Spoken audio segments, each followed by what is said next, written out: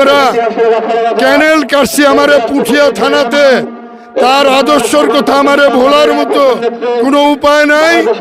এবং আমাদের প্রেসিডেন্ট জিয়াউর রহমান সাহেব শহীদ হওয়ার পরে আমারে বর্তমান মরহুম খালেদা জিয়া এই যে আজকে 15, 16 বা 17 বছর কারা নির্যাতিত এই স্বৈরাচার শেখ হাসিনা তার চিকিৎসা বিহীন তাকে মেরে ফেলা দেওয়া হয়েছে। তো যাই হোক, আমরা আমাদের জীবনে কোনোদিন কোনো মানুষকে নির্বাসিত করে আমরা দেখিনি। এই ফ্যাসিস্ট শেখ হাসিনা আমাদের দেশনায়ক তারেক রহমানকে একদম দেশ থেকে বিতাড়িত করে দিয়েছিল।